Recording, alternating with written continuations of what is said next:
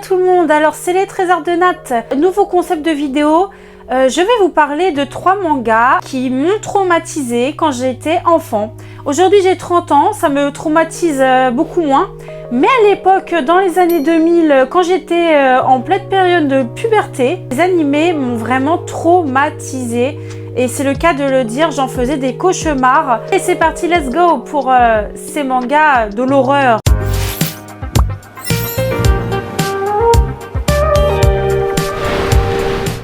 Attention, certaines images peuvent heurter la sensibilité et cette vidéo contient du spoil, alors vous êtes prévenus. Je vais vous parler d'un manga qui s'appelle Higurashi.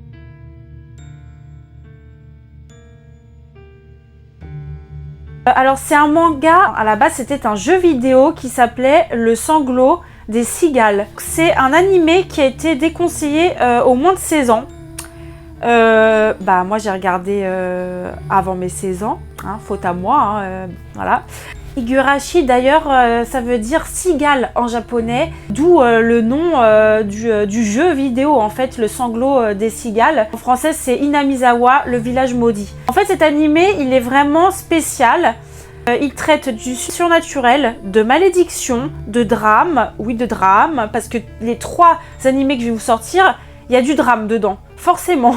Il y a aussi des scènes ultra trash et vraiment un côté très mystérieux. Et c'est pour ça que je l'ai mis dans mon top 3. Je vais vous conter un peu l'histoire. En fait, en juin 1983, dans un village qui s'appelle Inamizawa, c'est un petit village d'apparence paisible de la campagne japonaise, hein, ça a l'air tout mignon, tout plein. En fait, il y a un garçon, donc notre héros, Keiichi Meibara, et vient d'emménager avec sa famille à Inamizawa. Et en fait, il va très vite se lier d'amitié avec 4 camarades de classe. Il y a Reina. Alors, elles ont toutes un air enfantin, ce qui est fait exprès, en fait, vous allez voir. Mion, qui a une sœur jumelle qui s'appelle Chion. Donc, Mion et Chion, et toutes deux sont jumelles, se ressemblent, elles sont jumelles, donc elles sont pareilles, en fait, physiquement.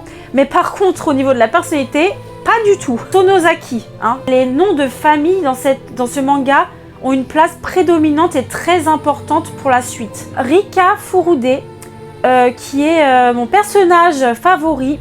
Alors je vais pas trop expliquer en détail pour pas trop essayer de vous spoil. Rika, c'est la grande prêtresse du village. Donc ça c'est très important. Et la famille Furude tient une place très importante dans le village. En fait, Satoko Ojo, c'est la meilleure amie de Rika, justement. Mais en fait, leur bonne entente commence toutefois à se détériorer quand Keiichi apprend petit à petit certains éléments de l'histoire récente du village.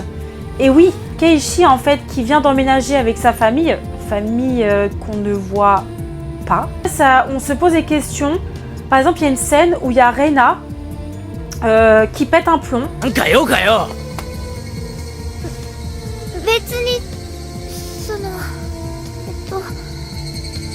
部活はどうしたんだよ。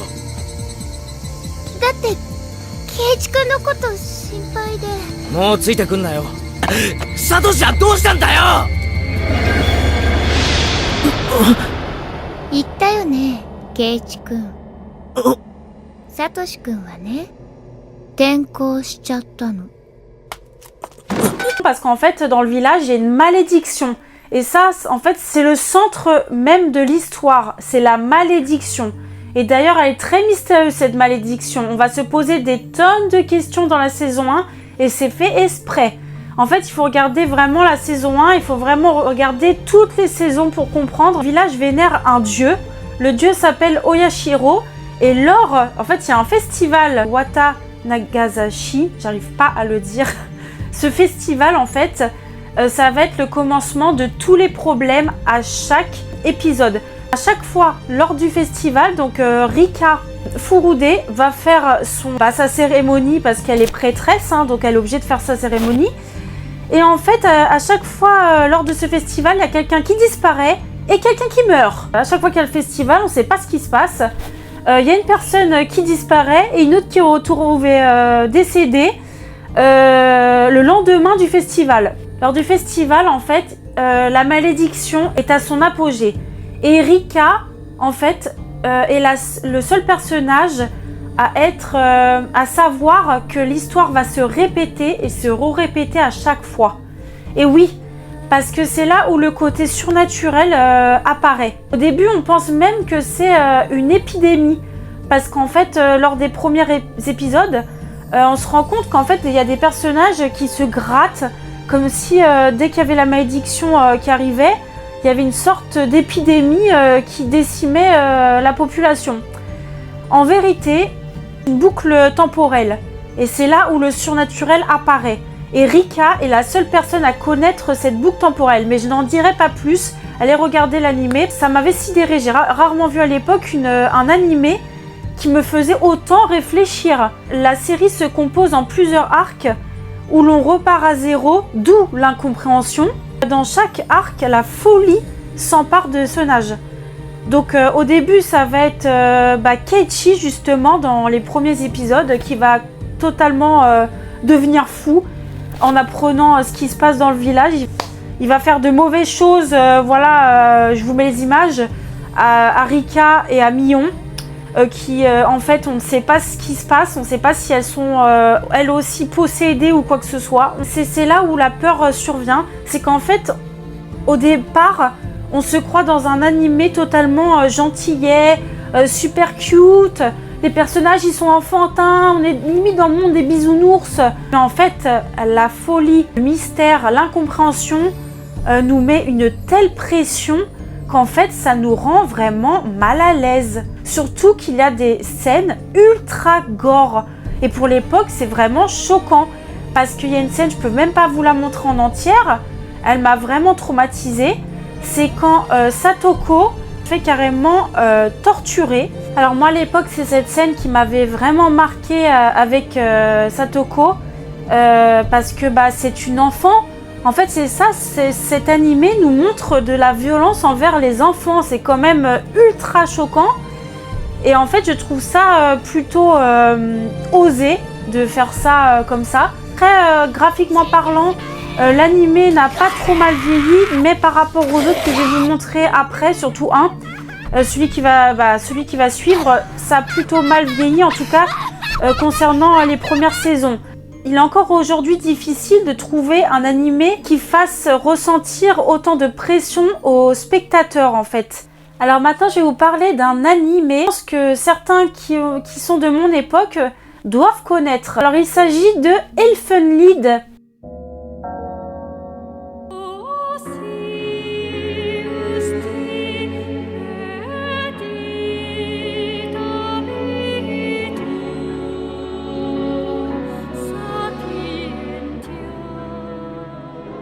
C'est un manga à la base qui est adapté en animé et qui est sorti en 2004. Et le manga comprend 12 volumes et je crois que l'animé comprend à peu près le même nombre d'épisodes. En fait, c'est une histoire qui est plutôt de type science-fiction, un peu comme Higurashi, qui est très gore. Alors là, par contre, je tiens à le dire, Higurashi, vous avez beaucoup de scènes gore. Mais alors là, le gore est à son paroxysme, c'est-à-dire que dès le premier épisode, on vous met dans le bain, quoi. On vous met dans le bain, que ce soit avec l'ambiance sonore, et surtout les graphismes sont beaucoup plus réalistes. Et les animations aussi. Il y a certaines scènes que je vais pas pouvoir mettre parce que ça contient trop de nudité pour YouTube, forcément. L'histoire parle en fait d'une espèce, oui je dis bien une espèce, qui s'appelle les Diclonus. Et en fait, les Diclonus, c'est une espèce, c'est une mutation de l'être humain. En fait, on les reconnaît parce qu'en fait, déjà, ce sont que des femmes. En fait, on peut les reconnaître parce qu'en fait, elles ont des cornes, elles ont toutes des cornes blanches et elles ont les cheveux généralement roses. Donc, bon, si tu croises une femme dehors avec des cornes et des cheveux roses, fais attention, je pense que c'est une Diclonus. Alors, fais attention à ton corps et à ton âme. En fait, dans cet animé, il y a un aspect critique de l'humanité, au travers notamment d'un personnage qui s'appelle Lucy, en fait, qui a une double personnalité. Donc en fait, Lucy, la version méchante, on va dire, parce qu'il y en a qui la trouvent méchante, mais en fait, vu les traumatismes qu'elle a subis durant son enfance, c'est tout à fait normal. et Niu, père gentil. Donc en fait, c'est le total opposé de Lucie. Mais en fait, c'est une seule et même personne. Kaede. Donc en fait, la Diclonius numéro 9. Et elle a été abandonnée dans un orphelinat à sa naissance. Petite a encore de la fièvre? Il y a toujours quelque chose qui ne va pas avec elle. En plus, j'avais prévu de sortir ce soir. Moi, elle me file les chocottes. Elle n'est pas comme les autres enfants.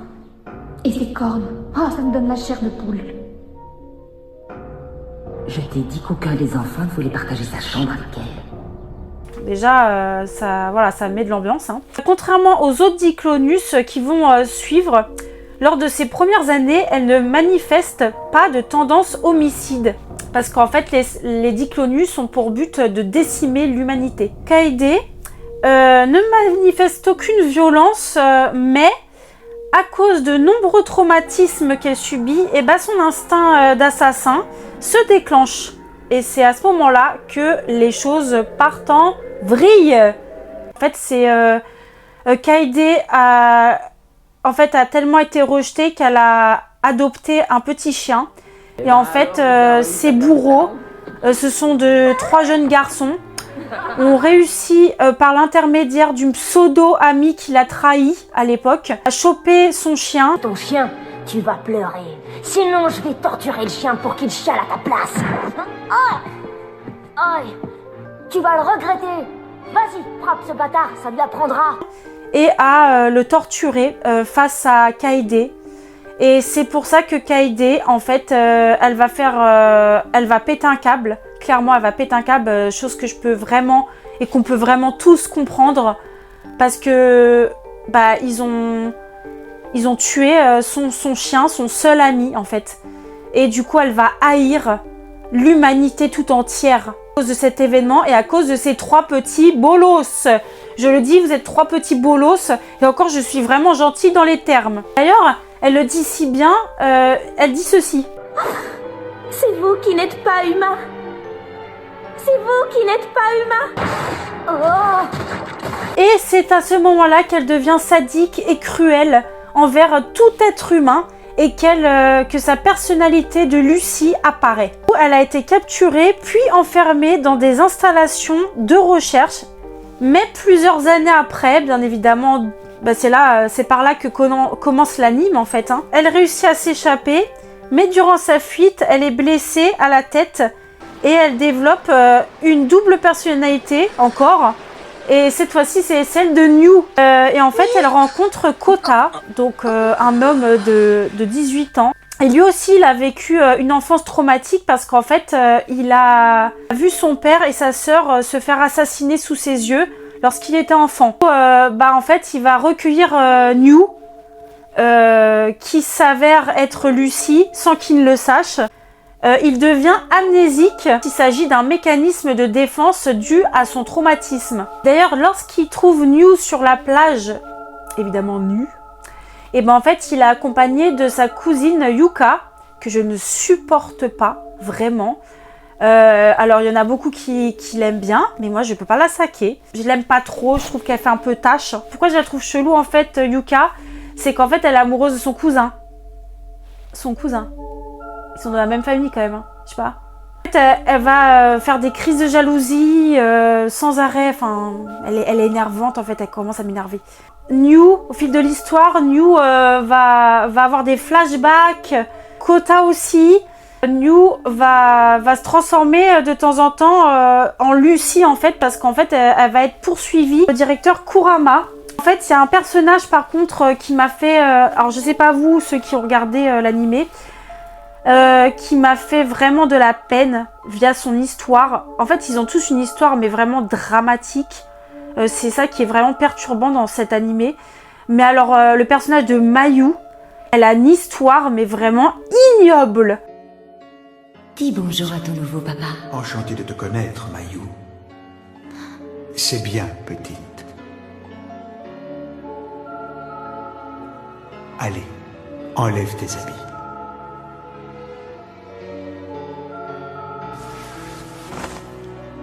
C'est bien, petite. Non, écoute-moi. Je ne l'aime plus. Vraiment? Et pourquoi?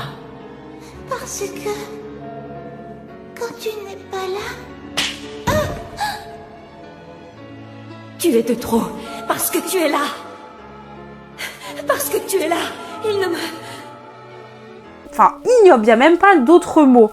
Chaque diclonus possède en fait des vecteurs. Et les vecteurs, en fait, ce sont des mains transparentes qui peuvent trancher n'importe quoi. C'est ça qui leur sert d'arme pour assassiner les êtres humains. Et au fil de la série, que Kota va retrouver la mémoire, bien évidemment, ainsi que Lucie. Et du coup, vous allez découvrir ce qui s'est vraiment passé dans l'histoire tragique de l'enfance de Kota. Pareil que Higurashi, j'aime beaucoup cette ambiance suspense en fait. Malgré évidemment, on peut deviner certaines choses rien qu'au début avec certaines scènes. Passons au dernier manga qui m'a traumatisée.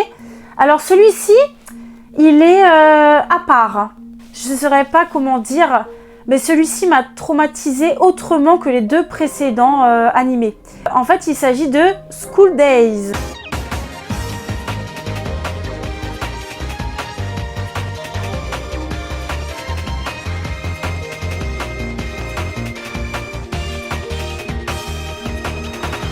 Donc déjà, rien que ce nom ne fait pas peur. Jour d'école. Mais est-ce qu'il y a un nom aussi ridicule? Ah bah pas du tout. Hein. C'est pas du tout enfantin cet animé. Hein. Il est sorti en 2007 chez nous. Il a d'abord été au Japon un jeu vidéo style visual novel qui est sorti au Japon PC en 2005 et sur PS2 en 2008. Évidemment, nous n'avons pas eu ce privilège d'avoir ces jeux vidéo en France. Donc merci parce que j'espère encore aujourd'hui qu'ils vont faire en version française. Après le jeu vidéo qui est sorti au Japon, donc en 2006, il y a eu le manga qui est sorti. Ça parle de jalousie et de trahison. Donc déjà ça donne envie rien qu'au titre. D'abord je vais vous raconter l'histoire un peu générale de l'animé. En fait Makoto Ito voit une magnifique femme à la poitrine exubérante, là, vraiment, poitrine, je sais pas quel bonnet, mais Makoto, il est complètement ailleurs. Enfin, de toute façon, ça montre déjà son aspect pervers. Hein. Dès les premiers épisodes, en fait, vous pouvez voir son aspect de perversion.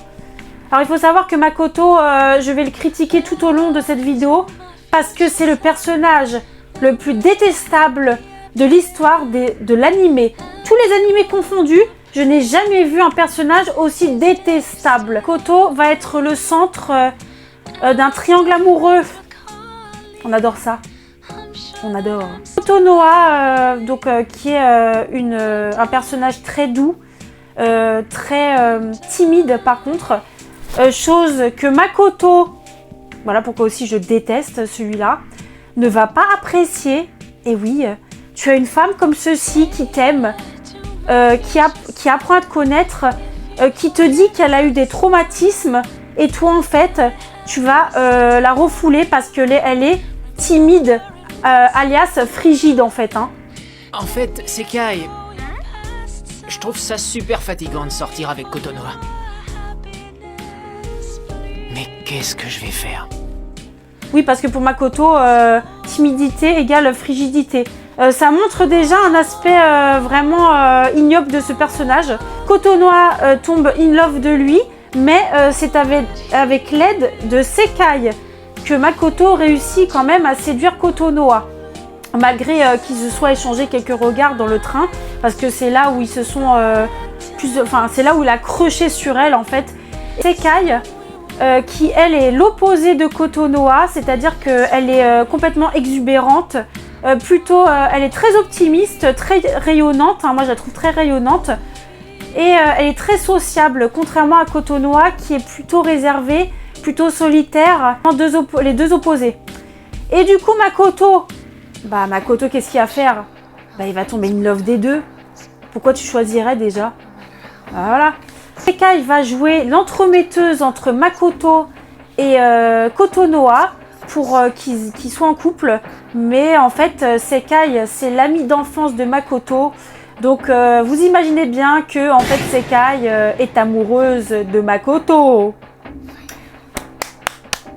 Et ouais, Sekai, si tu étais amoureuse de Makoto, pourquoi, depuis ton enfance en plus apparemment, simplement ne pas avoir tenté ta chance? Alors je pense que c'est parce que Sekai avait peur de perdre son ami ou avait peur peut-être de se prendre un râteau, mais c'est là où en fait beaucoup d'entre vous qui ont vu l'animé n'ont réellement pas compris le sens moral de cet animé. En fait, Jour d'école, c'est en fait une critique et ça montre l'horreur des relations amoureuses que l'on peut rencontrer quand on est adolescent ou adolescente justement. À Sekai, ça montre ses faiblesses à montrer son amour à Makoto, et Kotonoha c'est pareil. Et Makoto, lui je lui trouve aucune excuse, je suis désolée. Au fil des épisodes, notre chère Makoto va se lasser de Kotonoha. Non, je déconne pas. Il va se lasser de Kotonoha parce que en fait elle a des traumatismes et parce qu'elle est timide. Et il va se rapprocher de Sekai qui lui propose de s'entraîner avec lui pour qu'il ait de l'expérience avec Kotonoha. What? Makoto est très très content. Alors là, Makoto, il va foncer vers Sekai. Alors là, il peut plus. Sekai est amoureuse de Makoto depuis son enfance. Voilà, ce qui va arriver arriva. C'est qu'en fait, je suis obligée de vous spoiler pour cette histoire parce qu'en fait, je veux vraiment que vous compreniez que Makoto est vraiment un monstre. Et vraiment le personnage le plus détestable des mangas, et je pèse mes mots. Makoto va mettre enceinte Sekai. Et en plus de ça, pendant ce temps-là, ne va pas se gêner pour la tromper et tromper Kotonoha. Parce que oui, il va switcher entre Kotonoha et Sekai. Mais non, mais attendez, mais comment je peux choisir? Je m'appelle Makoto, je suis un gars totalement banal. Parce que excusez-moi, c'est pas un Apollon, hein, loin de là. C'est le mec vraiment le plus banal qui soit. Il a rien en fait, il est vraiment vide ce mec. Enfin, de toute façon, regardez l'animé et vous allez savoir. Enfin, parce que oui, il y en a qui disent que Sekai n'est pas vraiment enceinte, dû aux derniers épisodes qui sont ultra choquants et ultra gore. Oui, parce qu'en fait, au départ, ça paraît totalement enfantin, mais en fait, à la fin, au tout dernier épisode, et c'est même pas une blague, rebondissement de situation, tout part en vrille. C'est aussi à cause de ce dernier épisode que j'ai été traumatisée. Pendant ce temps-là, Kotonoha a perdu la boule. Et pour que ce soit plus simple de se retrouver, on n'a qu'à se donner rendez-vous juste devant le grand arbre à l'entrée de la gare, à 15h30.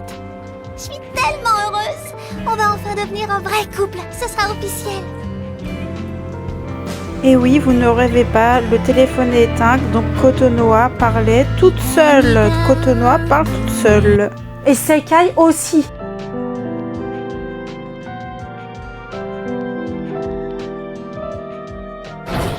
Mais enfin, puisque je te dis qu'on a seulement fait le tour des attractions ensemble. Ça suffit, je te crois pas. Je t'en supplie, arrête de me mentir. C'est pas la peine, je sais tout, vous étiez où tous les deux? Je ne te suffis plus, c'est ça? Il me reste plus que toi maintenant que Setsuna est partie. Je me sens tellement seule, c'est horrible. Ne me laisse pas tomber. Mais Kotonoha encore plus, parce qu'en fait Kotonoha, elle est entrée dans un déni total. Limite, elle a le syndrome de Stockholm. Donc School Day, vous allez me dire, n'est pas vraiment gore, mais en fait, il est vraiment malaisant. Et en fait, comme je l'ai regardé quand j'étais en pleine puberté et en pleine adolescence, ça m'a vraiment fait peur. Ça m'a fait peur dans mes relations amoureuses et je pense pas être la seule. Surtout en tant que femme, je me suis vraiment identifiée à Sekai et Kotonoha. Et du coup, j'ai eu vraiment la haine de Makoto. Et franchement, les filles, s'il y a des filles qui regardent cette vidéo, les hommes ne sont pas tous comme Makoto. Makoto, c'est vraiment l'apogée du monstre en fait, en puissance, de l'enfoiré en puissance. N'hésitez pas déjà à aller voir ces fabuleux mangas, surtout juste avant Noël, hein, tant qu'à faire. N'hésitez pas à me dire quels sont les mangas à vous qui vous ont le plus traumatisé durant votre enfance ou votre adolescence. Vous pouvez même me citer des dessins animés, hein, pourquoi pas, ou des scènes de films traumatisantes. N'hésitez pas à vous abonner, à lâcher vos commentaires et je vous dis à la prochaine pour une nouvelle vidéo. Allez, bisous!